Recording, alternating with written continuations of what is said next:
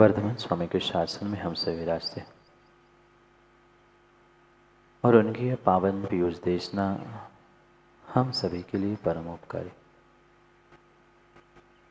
अनादिकाल से हमारी इस आत्मा में जो जन्म, जरा और मृत्यु रूपी रोग लगे, उन रोगों का उपशमन करने वाली कोई परम औषधि है तो वह एकमात्र यह जिनवाणी भव्यात्मा। अन्यथा शरणम नास्ति त्वमेव शरणम मम तस्मात् कारुण्य भावेन रक्ष रक्ष जिनेश्वर। इन पंक्तियों को एक बालक पुनः पुनः दोहरा रहा था। नदी के किनारे पुल बनने का काम चल रहा था। बहुत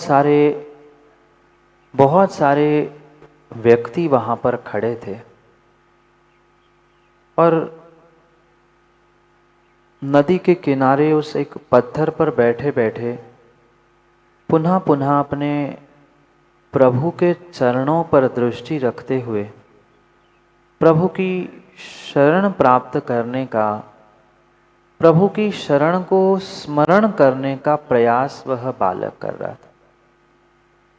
कोई बहुत बड़ा 15-20 वर्ष का बालक नहीं था, होगा मुश्किल से कुछ 8 या 10 वर्ष का बालक। पुनः पुनः एक ही शब्द उसके मुख से निकल रहा था, त्वमेव शरणम मम। हे प्रभु, हे भगवान, मेरे लिए तो मात्र आप ही शरण हो। मैंने देख लिया इस संसार को। जो नगर का राजा था वो भी वहां पर खड़ा था। वो आश्चर्यचकित होकर बालक के पास पहुंचता है और बालक से पूछता है, ये क्या है? क्या तुम्हें पता नहीं है तुम्हारी अभी कुछ मिनटों में मृत्यु होने वाली है? वो बालक मुस्कुराते हुए राजा के तरफ देखता है, राजा को देखता है, ऊपर से नीचे देखता है और कहता है, राजन, मुझे पता है आप सब मिलकर मेरे मौत का तमाशा देखने के लिए आए। कितने साल का बालक? 8-10 साल का बालक कह रहा था कि मुझे पता है आप ये इतनी जो भीड़ यहाँ इकट्ठी हुई है, ये सभी मेरे मौत का तमाशा देखने के लिए आए हैं और आप उसके मुखिया है। आपने ये सब षड्यंत्र रचा है। वो पुनः राजा कहता है, जब तुम्हें पता है तुम्हारी मौत होने वाली है, तुम्हारी बलि चढ़ी जाने वाली है, तू भी तू मुस्कुरा रहा है, ये क्या बात है? किसी व्यक्ति को पता चल जाए कि उसकी मृत्यु होने वाली है, कौन ऐसा आज का व्यक्ति होगा जो बंटी भाई मुस्कुराता होगा? दूसरों से नहीं, अपने आप से ही पूछ लो। डॉक्टर के पास पहुंच के डॉक्टर ने कह दिया कि मां मात्र कुछ मिनट, कुछ घंटे, कुछ वर्ष ही बचे हैं, तो व्यक्ति चिंतित हो जाता है, रोने लगता है, बिलखने लगता है और नाना प्रकार का पुरुषार्थ करता है अपने आप को बचाने के लिए कि इन डॉक्टर के पास, इनने कहा उनसे पूछो, इनसे पूछो, यहां जाऊं, वहां जाऊं, विदेश जाऊं। जिसकी आधी उम्र निकल गई, 75-80 वर्ष के भी दादा से कह दिया जाए कि आपकी मृत्यु कुछ दिनों में, कुछ महीनों में होने वाली है, वो भी उसे स्वीकार नहीं करता। और वो बालक मुस्कुरा रहा था, खिलखिला रहा था, नमोकार मंत्र जप रहा था, त्वमेवं शरणम नास्ति अन्यथा शरणम नास्ति त्वमेव शरणम मम। पुनः पुनः प्रभु की शरण को प्राप्त करने की भावना भाते हुए वह पता नहीं किन भावों से और किस प्रकार से वो बना था। राजा ने आखिरकार उससे पूछा, तुम आदमी नहीं हो क्या? तुम आदमी नहीं हो क्या? कैसे, कौन से द्रव्य से तुम बने हो किसी को कह दो मृत्यु है तो सामने तुम्हारे मृत्यु दिख रही है, कोई घंटों की दिनों की बात नहीं है, मिनटों में तुम्हारी बलि चढ़ने वाली है, और तू ये क्या बड़बड़ा रहा है? ये कैसे संभव है? बालक राजा से कहता है कि राजन, किस बात पे रोऊं? मैं किस बात पे रोऊं और किसको कोस के रोऊं? रोने के लिए कुछ कारण भी चाहिए। मुझे पता है मेरी मौत निश्चित है, मुझे बलि चढ़ाने वाले और एक आध दो चार नहीं है, पूरा नगर का नगर मेरे मौत का तमाशा देखने के लिए यहाँ उमड़ा है। और गजब की बात, गजब की बात, गजब की बात तो ये है कि खेत की बाड़ी इसलिए लगाई जाती है, खेत को बाड़ी होती है ना, खेत को बाड़ी इसलिए लगाई जाती है कि कोई जानवर आकर फसल ना खाए। जिस नगर में, जिस खेत में बाड़ी ही फसल खाने लग जाए, वहां दूसरों के बारे में और शत्रु जानवर के बारे में सोचकर रोना क्या? छोटा सा बालक राजा को ज्ञान दे रहा था कि जब बाड़ी ही खेत को खाने लगती है, फसल को खाने लगती है, फिर बाड़ी बनाने का मतलब नहीं है। राजन, जब राजा ही किसी प्रजा का हत्यारा बनने के लिए तैयार है, बलि चढ़ाने के लिए तैयार है, फिर किससे में गुंजाइश रखूं, किससे में गुंजाइश रखूं, और किससे में विचार विमर्श करूं, और किसके कारण से रोऊं? राजा कुछ क्षण चौंक गया। ये दिखने के लिए तो छोटा है, उम्र भी इसकी छोटी है, पर बातें तो बड़ी कीमती कर रहा है, बातें तो बड़ी गजब की कर रहा है।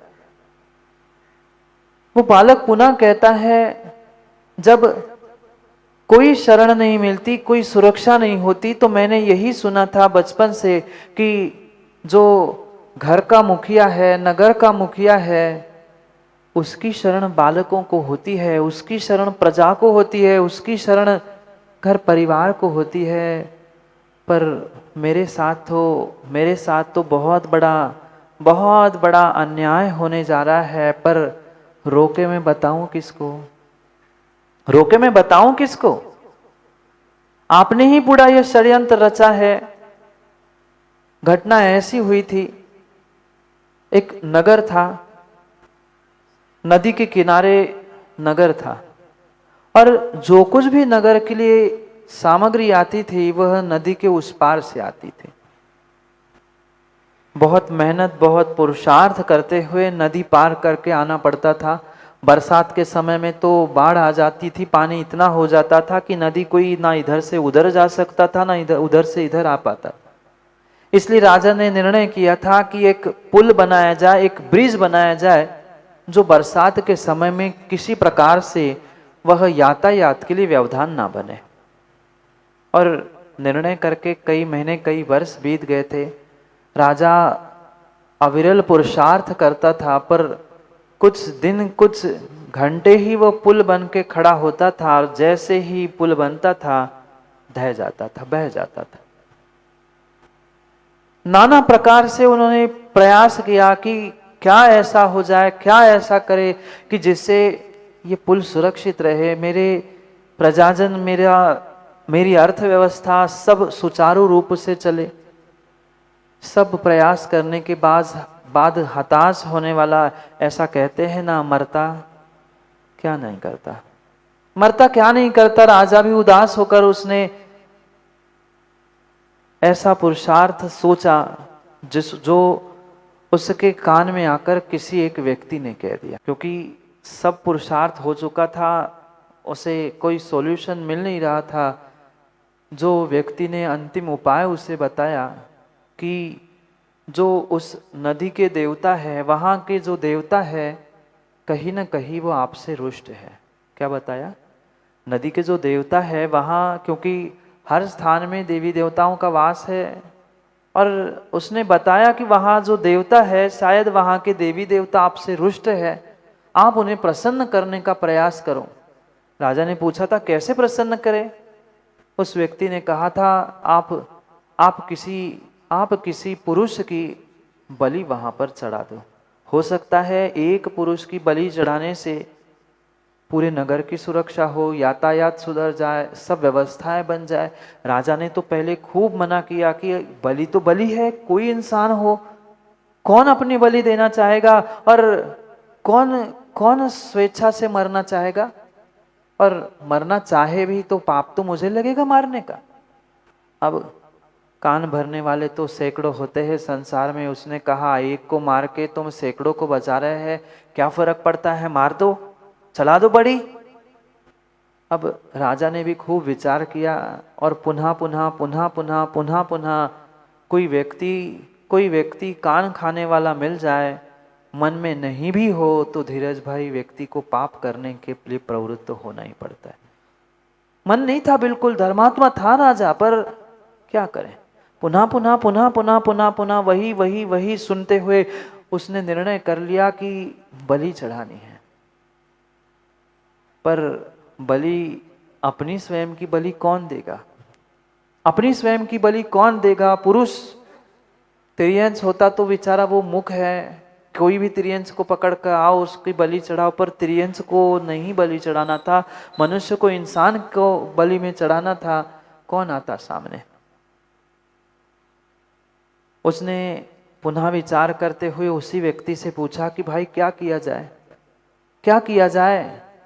सलाहकार ने सलाह दे दी, क्योंकि इस संसार में सलाहकारों की कमी नहीं है, सलाहकारों की कमी नहीं है जागे जी। हर गली मोहल्ले में आपको रायचंद मिलेंगे, ऐसा नहीं ऐसा करना चाहिए, ऐसा क्यों किया, वैसा करना चाहिए। पर रावका जी करमचंद, रावका चंद करमचंद नहीं कह रहा हूं, कर्म करने वाले चंद चंद ही मिलते हैं।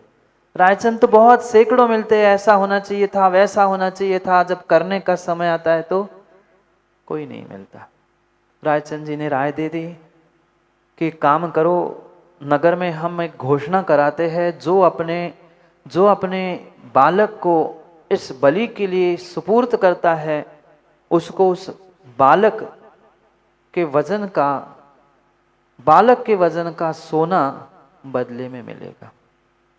रायचंद ने राय दी, क्योंकि चाहे बालक हो कोई व्यक्ति हो, उसने यही घोषणा राजा के माध्यम से करवाई कि जितना जितना उस बालक का, व्यक्ति का वजन होगा, उतने वजन का सोना परिवार को मिलेगा। नगर में ऐसी बातें तो क्यों माता, अच्छी बातें हम कभी एक दूसरे तक पहुंचाने का प्रयास नहीं करते। धर्म की बातें, जिनवाणी की बातें, ये कभी हम दूसरे को कहने का प्रयास नहीं करते। पर कहीं कुछ हो रहा हो ना, तो धीरे से किसी माँ के कान में कह दो, किसी से कहना मत। पता चला 15 मिनट में पूरे नगर में आग मतलब बात पहुंच गई, मिनट नहीं लगते। घोषणा यहां हुई नहीं, पूरे नगर में हल्ला हो गया कि बेटे को देने वाले के बदले में उसके वजन का सोना मिलने वाला है। सबने विचार किया क्या किया जाए, पर आखिर माँ बेटा, संतान संतान होती है। कोई माँ तैयार नहीं हुई। 2 दिन बीत गए, 4 दिन बीत गए, 8 दिन बीत गए। राजा पुनः उदास हो गया, विचार में पड़ गया क्या किया जाए, क्या किया जाए। कोई सामने आने तैयार ही नहीं है। कौन चाहेगा अपने बेटे की बलि चढ़ाना। नगर में एक अंत में, मतलब नगर के सीमा पर एक गरीब परिवार निवास करता, परिवार निवास करता था। और गरीब परिवार की ऐसी स्थिति थी, माता पिता और उनके 7 पुत्र थे, 7 संतान थी। कमाने धमाने वाला कोई था नहीं। एक पिता कमा के इतने 8-10 व्यक्तियों को कहाँ से खिलाता, कितना खिला पाता। बहुत बहुत गरीबी थी। दरिद्र के दिन और कठिन दिनों को निकालना बहुत बहुत मुश्किल होता है, बहुत मुश्किल होता है। क्योंकि अच्छे दिनों में तो हर कोई साथ देने वाला मिलता है, पर बुखारिया जी बुरे दिनों में कोई काम में नहीं आता, कोई काम में नहीं आता, कोई काम में नहीं आता। एक दिन शाम का भोजन हो रहा था, भोजन करते करते ही वह बेटों की माँ अपने पति से पूछने लगी, क्यों माँ, बातें तो भोजन के समय ही होती है।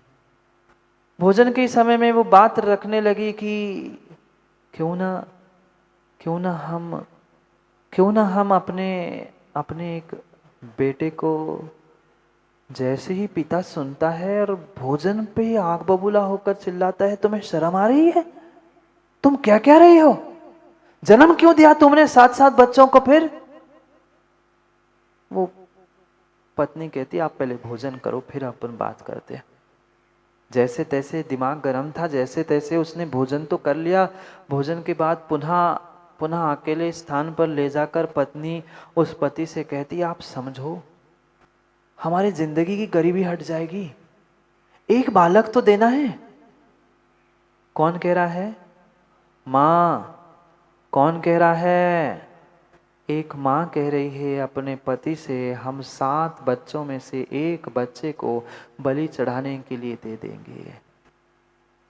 माँ कह रही है अपने बच्चे को बलि चढ़ाने के लिए, आंखों के सामने मरते हुए बच्चा नहीं दिख रहा है, उसको सोना दिख रहा है, धन दिख रहा है। वो माँ कहती है कि आप समझो, एक ही बेटा तो कम होगा, 6 बेटे और अपने पास है, पर अगर 6 बेटों को और स्वयं का पालन पोषण करना है, स्वयं की गुजारिश करनी है, तो हमें जीने के लिए कुछ नहीं है। सुबह करो तो शाम नहीं है, शाम को किया तो कल का भरोसा नहीं है। ऐसे दरिद्रता के दिन, गरीबी के दिन कब तक काटते रहेंगे? उसके वजन का सोना भी तो मिल रहा है। ठीक है, बड़े समझदार हो गए हैं, वो नहीं बलि चढ़ पाएंगे, पर सबसे छोटा बच्चा 8-10 साल का है, उसे अभी कुछ समझ में नहीं आता है, हम उसको बलि चढ़ा देंगे। उसका वजन का सोना मिल गया, उतना भी हमारे लिए पर्याप्त है, उतना भी हमारे लिए पर्याप्त है। हमारी जीवन की जिंदगी की गरीबी मिट जाएगी। पहले ना ना करने वाला वह पिता भी अब, माँ इतनी समझदार होती है, पत्नी इतनी समझदार होती है ना माँ, अपनी मन की बात बेटे के पिताओं से तो मनवा ही के रहती है, मनवा की रहती है। आज नहीं तो कल नहीं तो परसों, जैसे बने मन की बात मनवानी ही पड़ती है ना। क्यों धीरज? कभी ना कभी तो मानना ही पड़ता है। और 2-4 दिन में उस माँ ने ऐसा माया जाल रचाया, ऐसी बातें दे देकर इमोशनल ब्लैकमेल करते करते करते उस पिता को भी हाँ कहने के लिए मजबूर कर दिया, हाँ कहने के लिए मजबूर कर दिया। और दोनों, उस पिता और माँ दोनों मिलकर उस बेटे को लेकर वहां पहुंच चुके थे। क्या 8 साल 10 साल के बच्चे को ये बात पता नहीं चलती? क्या 8-10 साल के बेटे को ये बात पता नहीं चलती? जब पूरे नगर में ही घोषणा हुई थी